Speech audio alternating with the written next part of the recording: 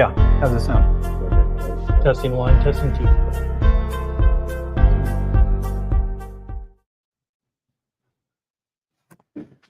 Welcome to Level Table Live, Level Legal's monthly live stream, where we talk about breaking news, hot tips, and personal stories. I'm Daniel Bonner, Director of Client Solutions here at Level Legal. So we're usually joined by Joey Seeber, our CEO, to co-host. He's not here today, but that's not a problem. We've got a good show in store.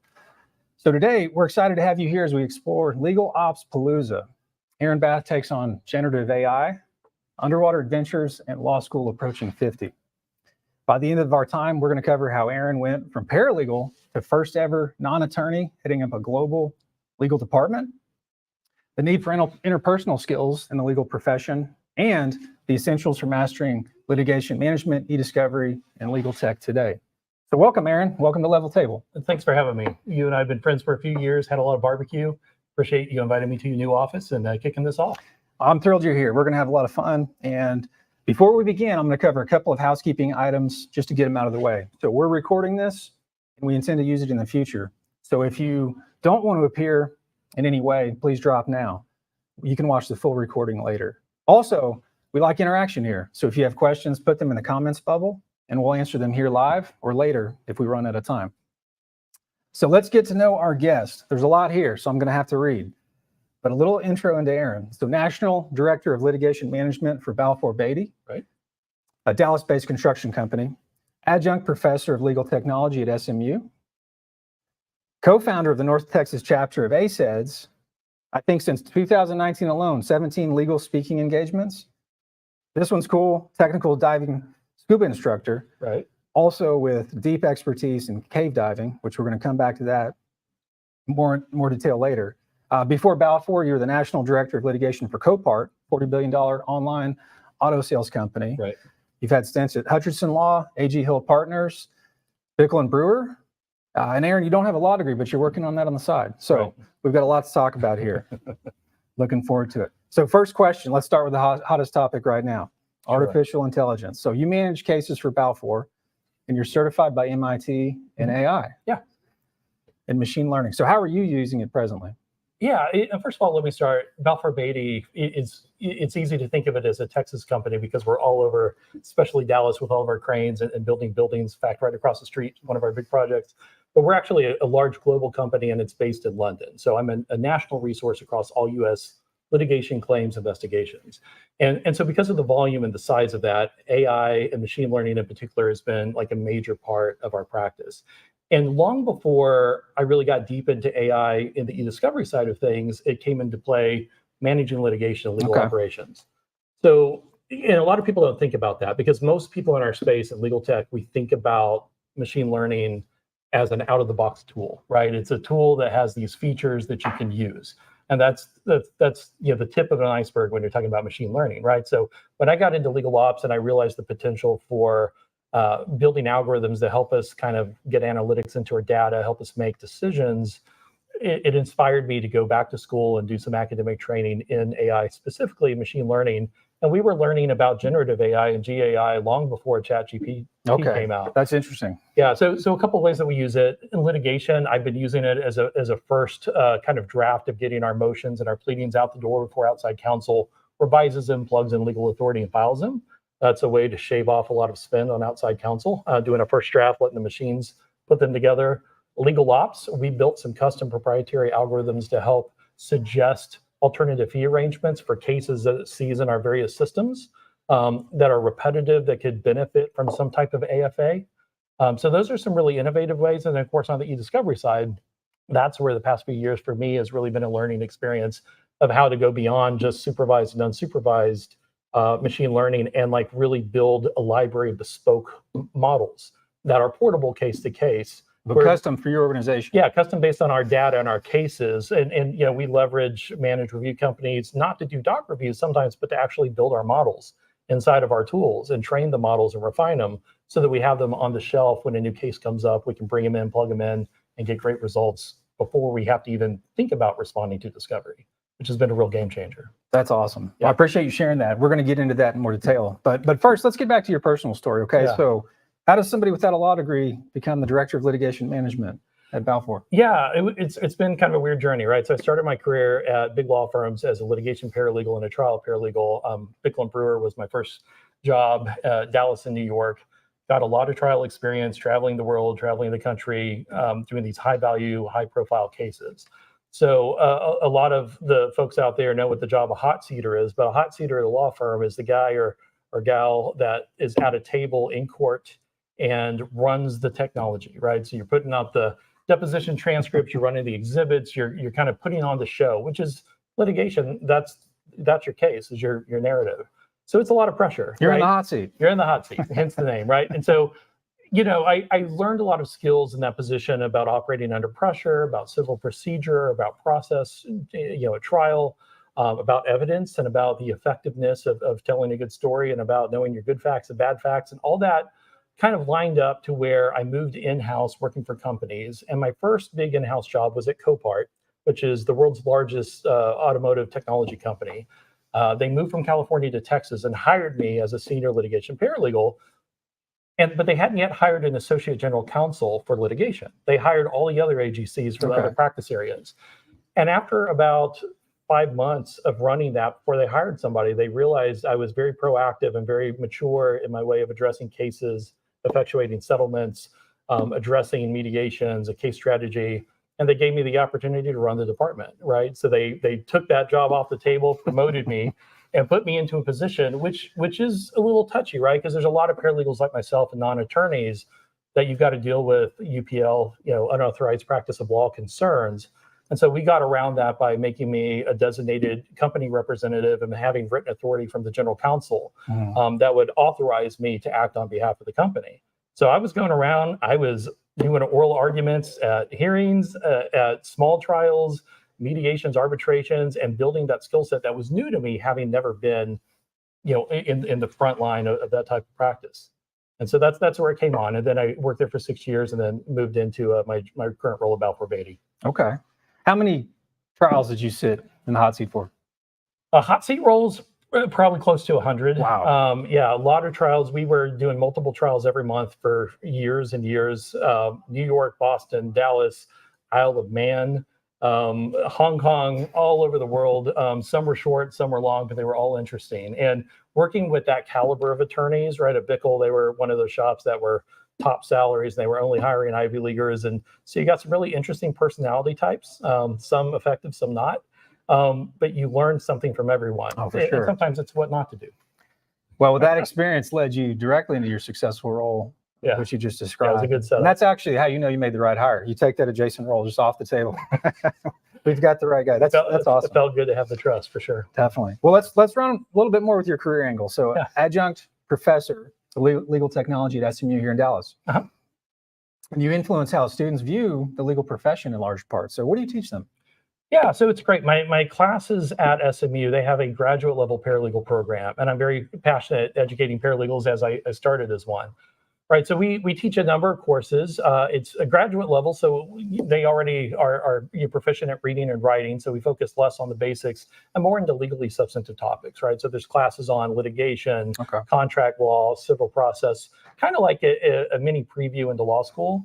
But the classes I teach are more technology focused. So I obviously e-discovery is one of my classes. So we now have, and this is a great thing, we're partnering with Reveal to allow us to do a 2-part e-discovery class. One is academic, covering the EDRM. Part 2 is going to be a hands-on in a tool, setting up a project, processing data, doing a review, actually getting to leverage a tool, and it will result in a certification. So that's a really great benefit of the program. You're filling a big gap that we've talked about here before.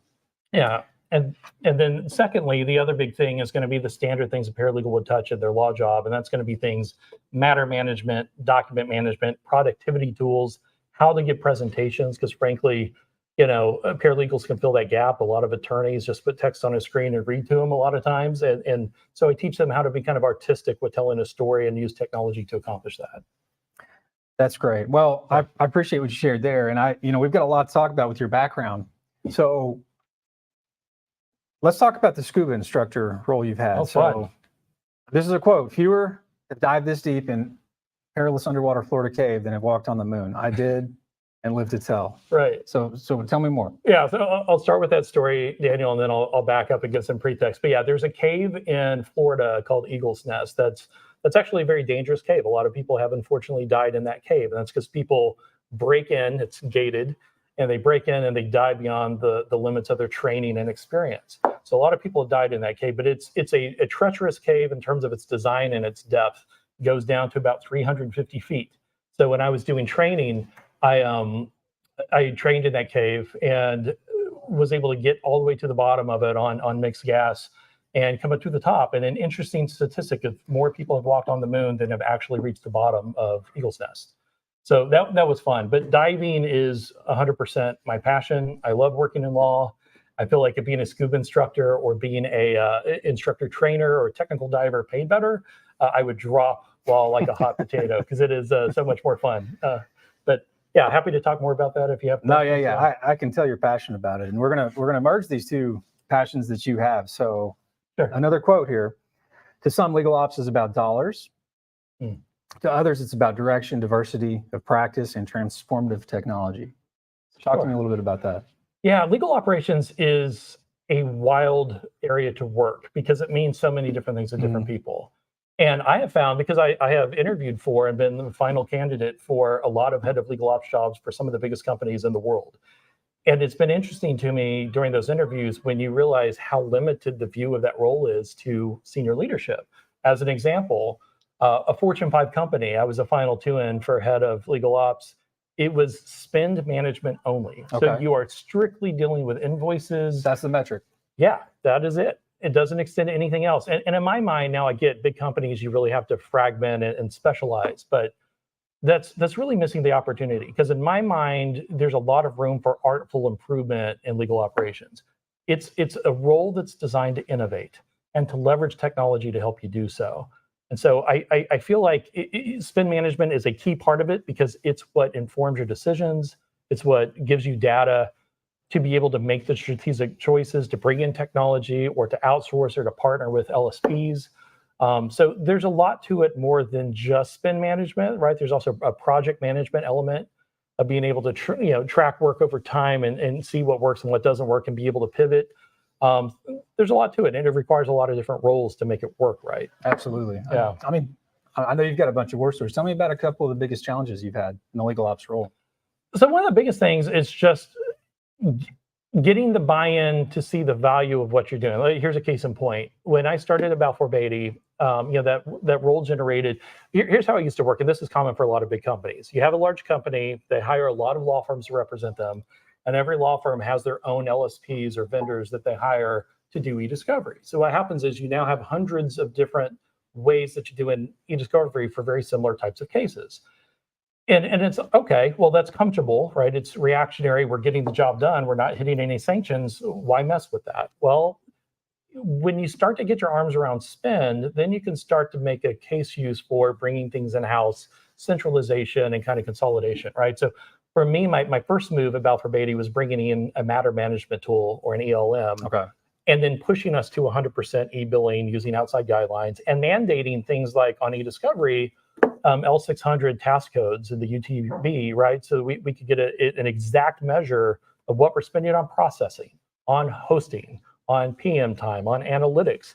And when you looked at that across the life of all of our US litigation, we were bleeding money, right? So then you can take that and say, look, we're spending X amount of dollars on all these different things, and we're not being able to capture, institutional knowledge and leveraging the same documents over and over again. Here's what a tool bringing in-house would cost. It's a fifth of that, right? There's your cost savings, and it's also going to allow us to leverage things case to case and have a central repository and work with fewer vendors that can give us the benefit of a negotiated rate. And all those kind of things come together, right? But we couldn't get to there without the operations, without understanding the need, without understanding where we're deficient. And so, and a hard part of legal ops is you're often so busy dealing with fires, you don't have the space blocked out to innovate, to actually brainstorm and think. Yeah, to abstract up and look down on the whole business. Right, because you're so busy doing work. And that's why you need to kind of understand your legal team, how to leverage your paralegals. A lot of paralegals, very smart, capable folks that can take things off of your plate, delegate tasks to them, things like legal holds, things like, e-discovery collections and interviews and all those different types of processes. So you're not doing everything. And then that frees you up to do the higher level work of figuring out where you can add value to the company.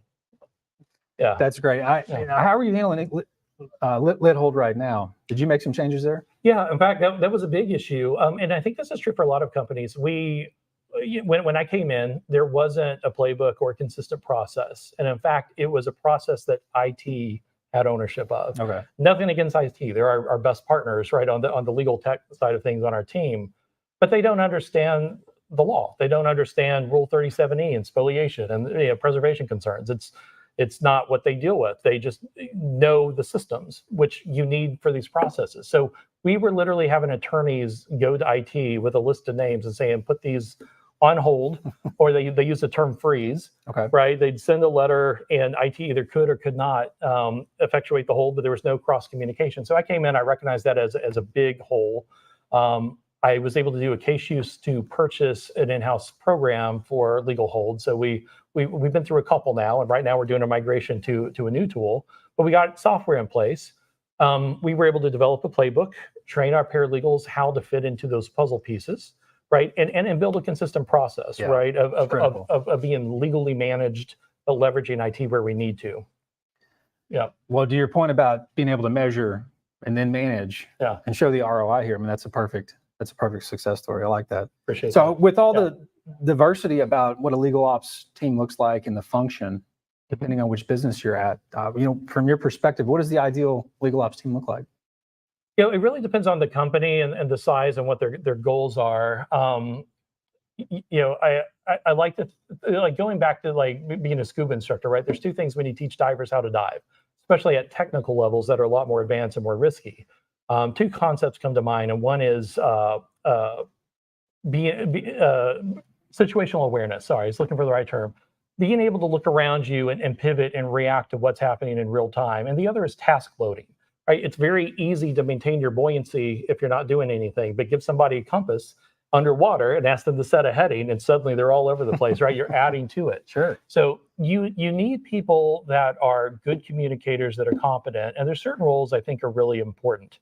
One, you need somebody to focus on the spend management and the billing issues and things like that, because that's your spine, right? It's like I was talking about, the spend is what kind of governs everything else that you do. And that needs to be kind of a full-time dedicated role because of all the issues that come up, even at the law firm side. Law firms oftentimes don't know how to bill the way a client wants to be billed. And there's a lot of conversations and training around that, about leads, about using Legal Tracker or using Team Connect and how that works, or what the outside guidelines actually mean, the task codes, what you're requiring. That's a lot. So that's definitely a key role. Okay. Like I said, you need to have an idea person, somebody kind of sitting above that has the innovator. Yeah, that can sit back and look big picture and get to know the team and what their pain points are. More and more with bigger companies, I think it's important to leverage, especially with GAI, generative AI coming on the table, data scientists.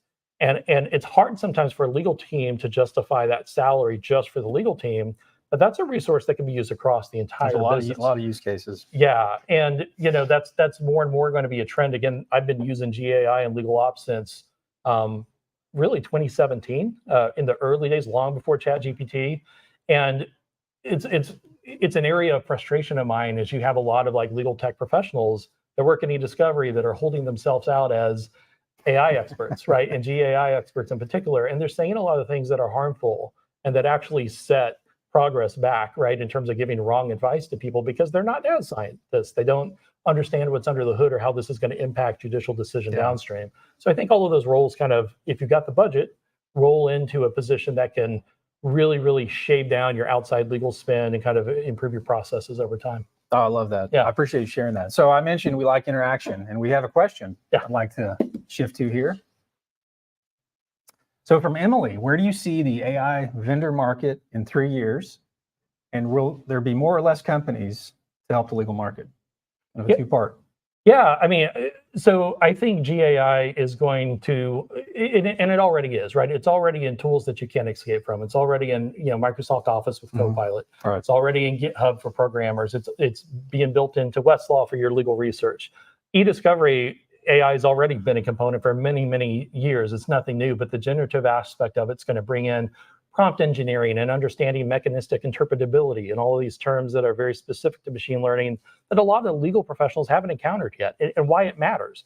So yeah, I think on the consultant side, on the vendor side, they're going to have to broaden their roster of people, especially with data scientists. And I see this happening in e-discovery software companies more and more.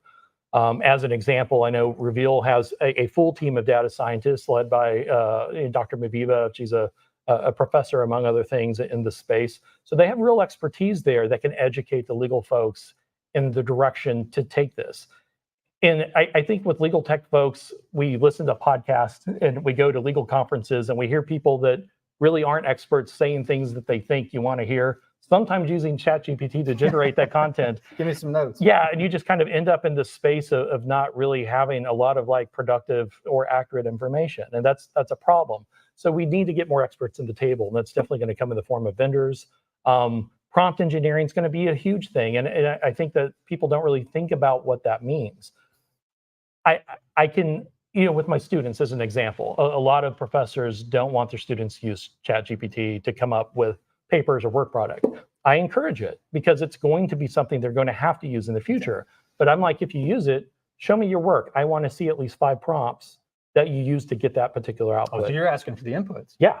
Show me your inputs, like right? And how you got to that answer, because we have a lot of international students that it's a really great tool to really help them master the language and the format and the conciseness of our language that's so important in litigation. So it's a great tool. I appreciate you sharing that. Yeah. Well, so we've talked a lot about legal technology. Yeah. Let's talk about the human side. So how important is the human side, the human interpersonal skills in the legal field right now? Yeah, it's huge. And it's like, I wish I had spent more time on this earlier in my career. I remember being a very insecure, people throw around the term imposter syndrome. When I was a younger paralegal, I felt like I didn't know what I was doing.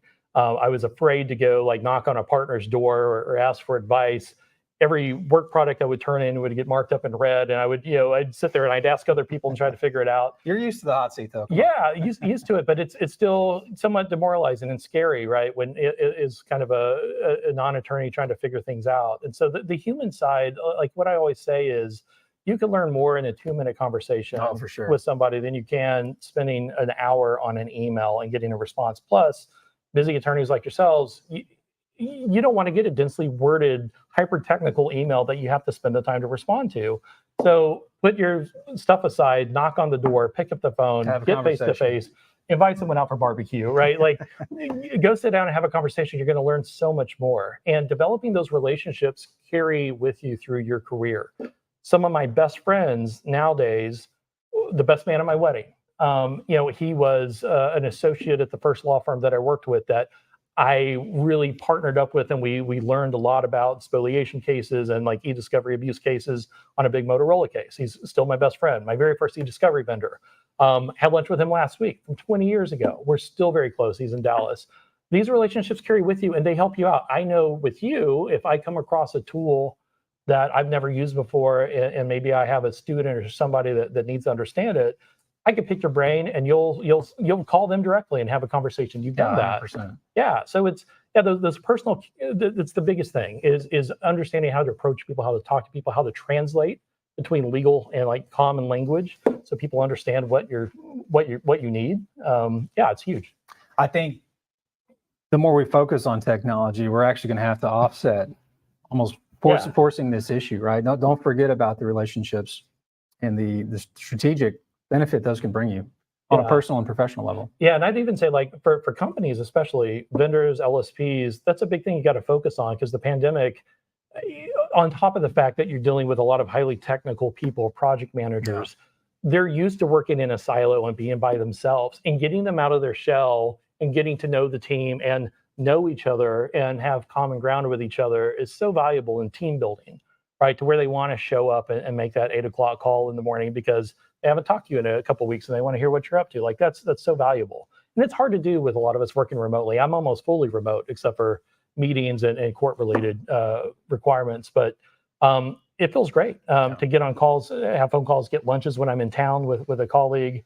When I was in California, for example, it didn't work out, but first thing I did was call my GC over there and like, hey, I'm in town, let's have lunch. But yeah, it's super important. I couldn't agree more. I appreciate you sharing that. So let's talk about performance gaps in the industry. I'd like to hear what you're seeing in terms of performance gaps with legal tech these days.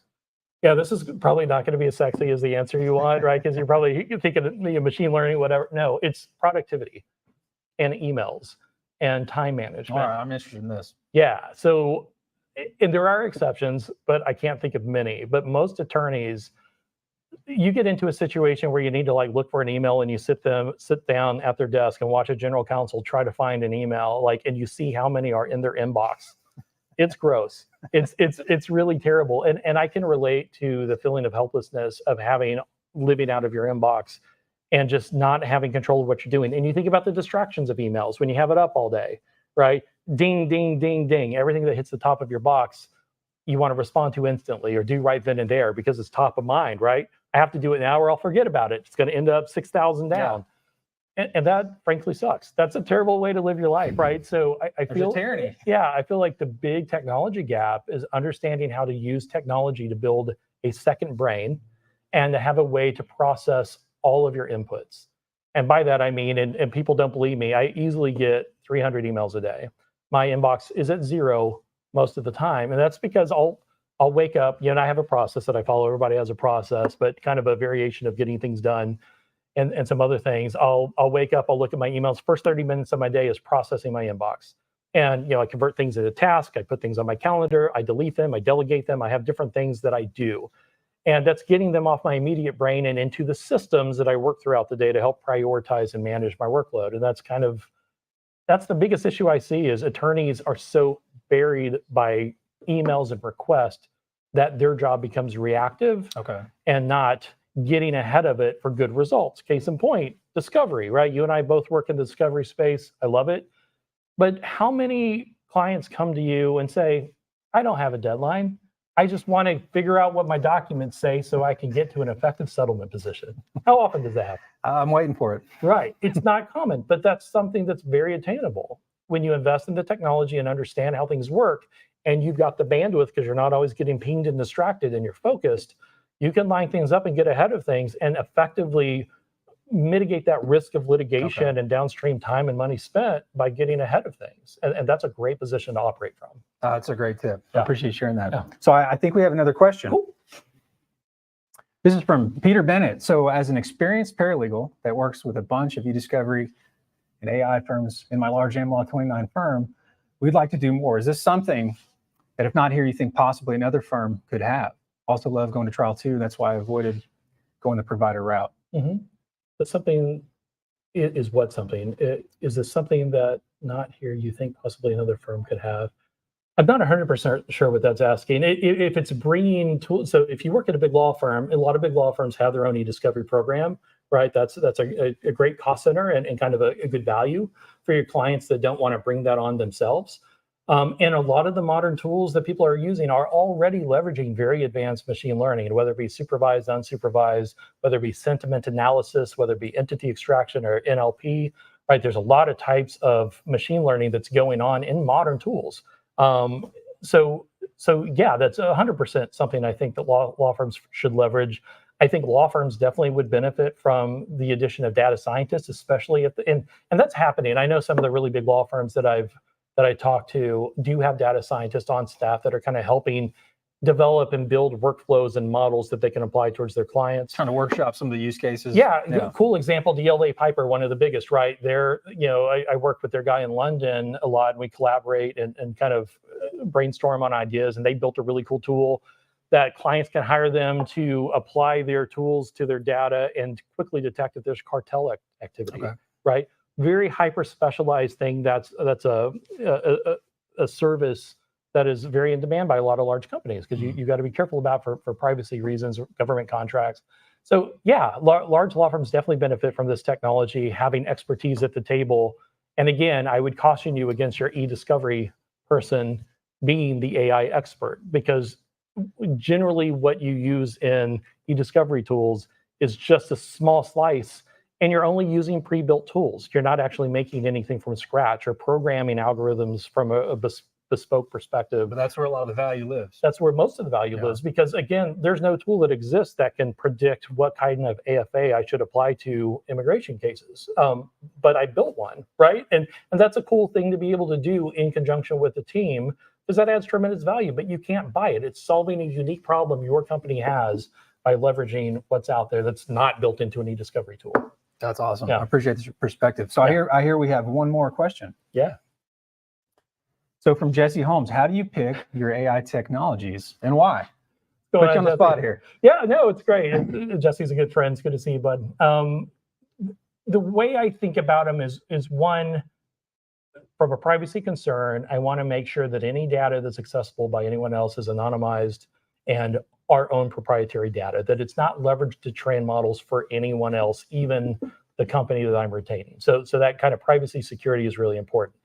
Portability is the other big thing. Absolutely. It does me no good if I have to start from scratch every time, right? We built a workflow at Balfour, which I'm really proud of. We have about close to 40 different bespoke models we built for our data. Some are based on construction type documents that we need to find and identify quickly. Some are based on just standard RFPs for construction defect cases, right? So the bidding and contracting process. Right, because the RFPs are always asking for the same kind of things: the owner contracts, change orders, scheduling documents, right down the line. So we've built models literally based on the RFP to help you respond quickly and efficiently. We also have proprietary models we built for exclusion, besides like junk and proprietary and privilege and all the things you think about. So when you're able to stack and pack all of that from your library, train them on the data for that particular case, but then park that and bring it into your next similar case, you're 90% there. So that portability and the security concerns are the biggest thing for me. The other thing that people aren't talking about a lot, and this is a big one, is what method of training is the AI model using? And this is going to be more important in generative AI. The term mechanistic interpretability. It's hard to say, but fun to learn about. I'm going to practice that tonight. Yeah, so it's how AI model shows its work, right? And this is a big thing, and I think it's worth taking a minute. Do we have a minute? You got two. All right, so like a big one is RLHF, reinforcement learning by human feedback. And that means there's 100 people in a room that are clicking buttons. I like this output more than that output. Cool, and that's how the model gets to its output. But think about this: a year down the road, a judge says, I need you to show me how you got that answer from your model. What do? Point to the 100 people and be like, some combination of them clicking a button got me there? That's not good enough. But there's other types of mechanistic interpretability, like constitutional AI, where you have a second AI model that acts as like a constitution, your governing principles. And it is what directs the model into giving a type of output. That you can point to, right? The reason it gave this output was because it triggered this rule, and that's why you got this answer. That's much easier to prove in court and satisfy a judge's inquiry. But that's something that, again, e-discovery people aren't even thinking about yet, because this is all very new. So all to say, those are the big reasons, right? Portability, security, privacy, and then mechanistic interpretability, how I'm able to see behind the black box. Oh, I love that. Yeah. Oh, folks are learning a ton. I appreciate you Fun. sharing that. So I've resisted asking about the Rubik's Cube, but I'm going to. So I think you've got a way to tie your scuba experience and passion into your legal practice management skill set. You and I have talked about puzzles for a long time. In fact, you've sent me some over the years in the mail, which has been kind of nice. But I got into these, kind of a fun story. So my wife has a lot of family in India, and I was in India visiting her family, and she has a 5-year-old niece named Nishka that came out and just solved one of these in front of my face in about 3 minutes, and it freaked me out. It's like, I don't know what kind of magic that is. But I started kind of getting into cubes and pyramixes at the time. And when I teach my e-discovery students, I kind of pull one of these out, and I think about it in terms of like project management. If you just start spinning this around quickly, trying to get things to line up, you're never going to solve it, right?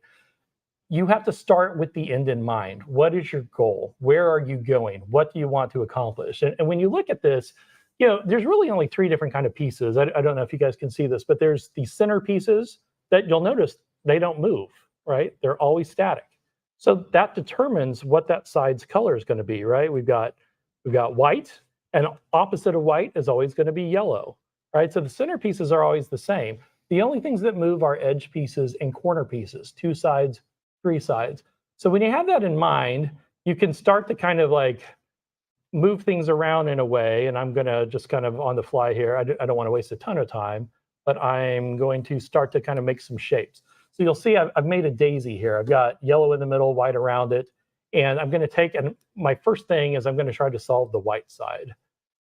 And if we need to move on, just say the word. This is great. So I've got the bottom side, which is white, right? My goal is I want to start from the bottom and work my way up. So right now I've got 4 non-whites there.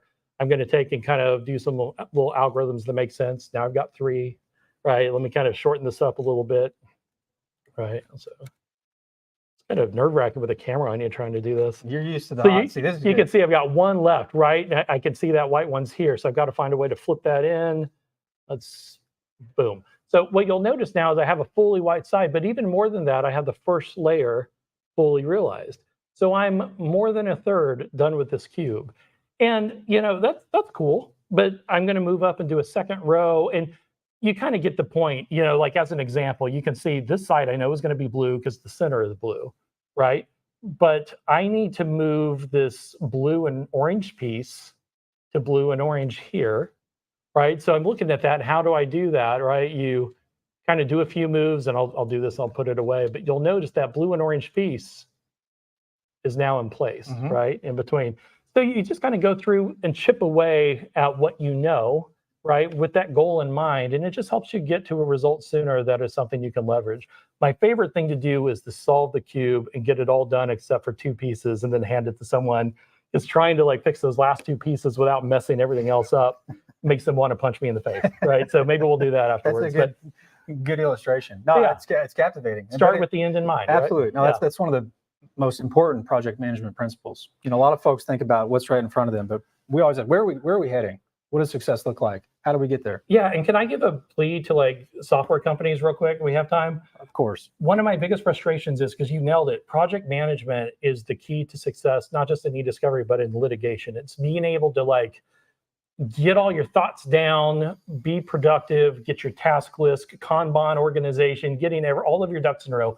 People always say document, document, document, but in what?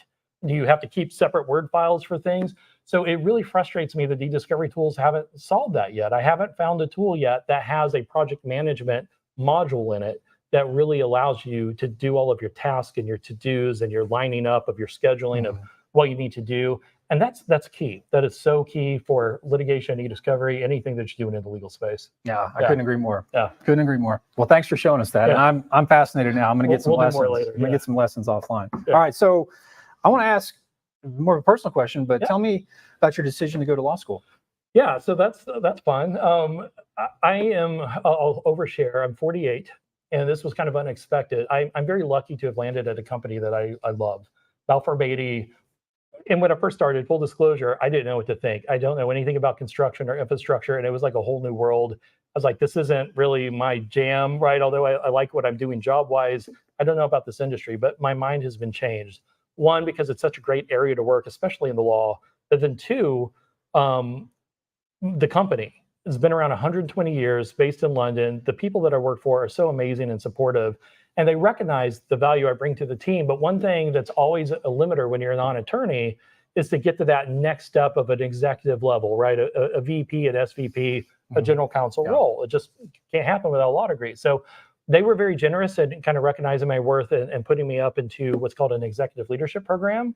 And part of that was, we would love to get you into an AGC or a VP type of role, but to do that, what do you think about going back to school? So they've been supportive of me and helping incentivize me to go back to school and get my law degree. So I went through the pain of studying for the LSAT, got that knocked out, and I've applied to a bunch of schools, gotten into a lot of great schools, and I'm still waiting to see where else I get in. And the plan is to start next September. So I've got some downtime to get my life in order before I devote the next 4 years of my life of being a student again at 49. That's awesome. I know you're going to succeed. And also, you know, the puzzle skills, those absolutely were helpful with the LSAT, right? No, not at all. The LSAT's a terrible test. And in fact, here's something I just learned. The logic games, which was murder for me, being so I'm neurodivergent in a way that kind of manifests itself like dyslexia. So the logic games for me was very, very hard. And I had to devote, because I ended up with a 99th percentile score. That didn't happen magically. That was thousands of hours. Hard work. Hundreds of questions. They are doing away with logic games next year. Okay. After I did the other 2 were comfortable for me because I'm a competent reader, but my God, they're getting rid of logic games the year after I take it. Oh, Amazing. well, I'm thrilled that you're going to go. I can't think of somebody that's going to succeed quicker and add more value to the industry appreciate with that that. role. Oh, that's awesome. It'll be fun. Be an adventure. Well, one more nosy personal question. I know Yeah. you play competitive piano a bit, and It's been a long time. I'd love to hear more about that. We're just interested in personal stories here at Yeah. the level table. Yeah. So, and it's funny. I have to say, full disclosure, my wife is the musician of the family. My wife is a world-class oboist. She's a music professor. She teaches at A&M Commerce. Oboe professor, teaches ethnomusicology, and she plays with a ton of orchestras and chamber groups. So she's a world-class musician. Me, on the other hand, when I was a young boy, I had a talent for piano. I studied at TCU when I was a little kid and got a scholarship. Studied with some really famous teachers. I entered and was a finalist in the Van Cliburn competition when I was in my teens, which that's a very prestigious piano competition based out of Fort Worth. So I had some success with it. And for a few years as a young adult, I made my money exclusively as a pianist and enjoyed it, but it wasn't consistent, right? I didn't have benefits. I would make great money this month, but nothing the next month. It was very feast or famine.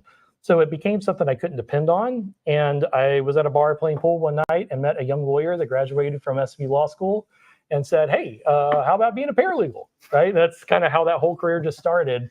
Luckily, I loved litigation. I loved the law. So it wasn't a tough transition, but yeah, that was my life before law. And now I just kind of play for fun, and I definitely don't have the chops I used to, but it was a big part of who I was growing up. And I feel like it built a lot of dedication and the idea of being able to set aside time to practice and perfect and being a thoughtful person.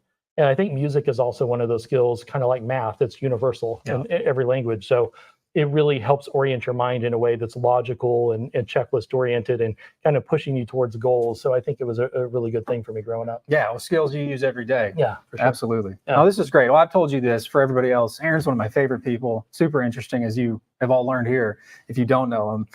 And I'd say if you're in the Dallas area, definitely make a point to connect. There's nobody better, just from a personal and professional level. And, kind of you to say. Yeah, and we're thrilled to have had you here today for Legal Ops-palooza. So I just want to say thanks again. And, today we covered how you went from a paralegal to the first department head for a global company without a law degree. You're working on changing that now, which is amazing. And I can't wait to hear how that's going to go.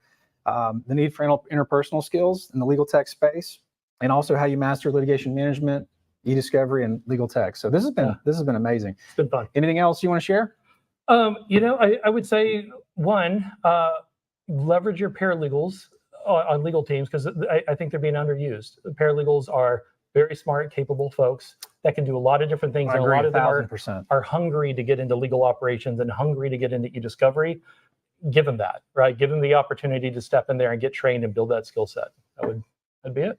Awesome. Thanks so much. So Aaron, we're grateful you're here. Thanks again. Amazing insights as always. So if we didn't get to your questions, we'll answer those offline. For more information like this, visit us at levellegal.com.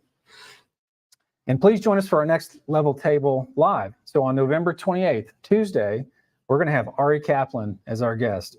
Ari is an amazing guy, legal tech ghostwriter, legal industry analyst, speaker, business development coach, and he's helped us with some virtual lunches and dinners around the country. And so that topic, Aaron, will be glass half full, Ari Kaplan's optimistic take on the future of legal. Nice. So we're looking forward to that and invite everybody here to join us then. So any more questions, reach out, and we'll see you on the next Level Table. Have a great day. All right.